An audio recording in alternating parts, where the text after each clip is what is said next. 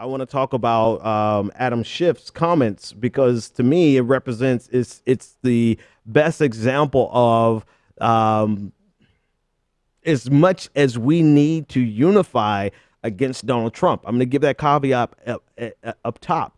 Like the stuff that Donald Trump is doing is insane. I would say he's down to 8 out of 10 things that he's doing is insane, right? What he's done with Ukraine is consistent. What he's recommending with the occupation of Palestine, the settlements, it seems to be pretty consistent, surprisingly so. And such a surprise, I don't know quite what the hell to do with that yet. I got to process it and see what he's really up to. But still, like 8 out of 10 things, just 20% that you're scoring correct on, right? That's still an F.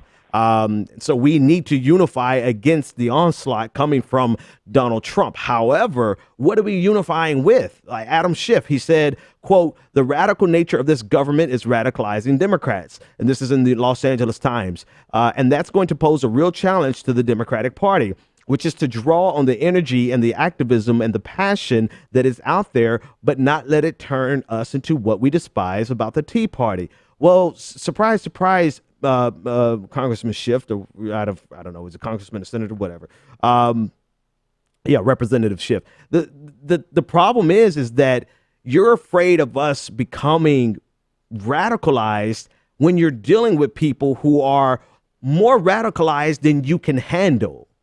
Right. You know, people like Schiff and the senator from West Virginia, his name escapes me right now. We discussed him yesterday. They don't want to engage in this fight with the radical elements of the Republican Party. They are perfectly geared up to fight against the progressive movement within the Democratic Party. And it's not just them, right? This is a problem of the Democratic Party in general. They have mastered, over the last 30 years, they've mastered the art of fighting against Democrats, but they have let an onslaught of Republicans on a state and federal level. I mean, Republicans are running America.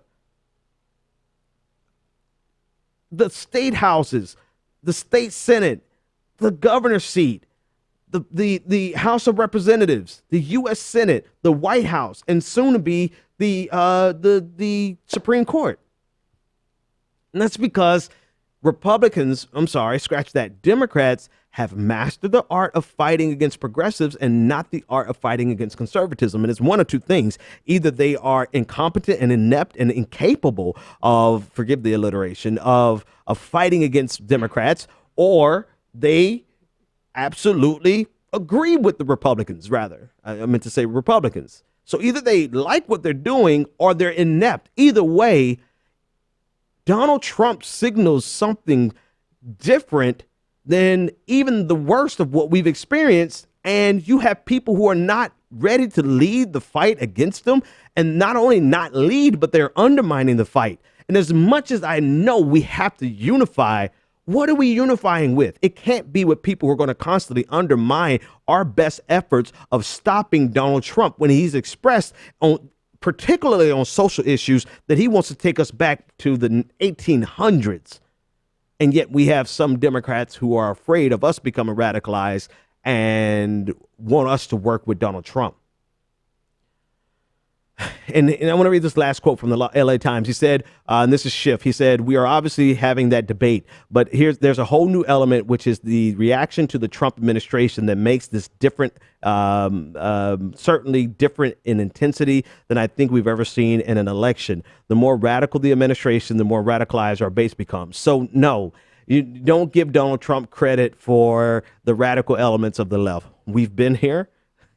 And we're just loud now. We're just louder than we've ever been before. What radicalized us is the fact that the Democratic Party left the left, abandoned the left, and moved towards the right for the last 30 years. And now that we know what happened, we saw what happened, we saw the causes of it, that radicalized us, not Donald Trump. And you should be thanking us because we are uniquely equipped to not only take on Donald Trump, but to beat Donald Trump. And the question is, do they really want that?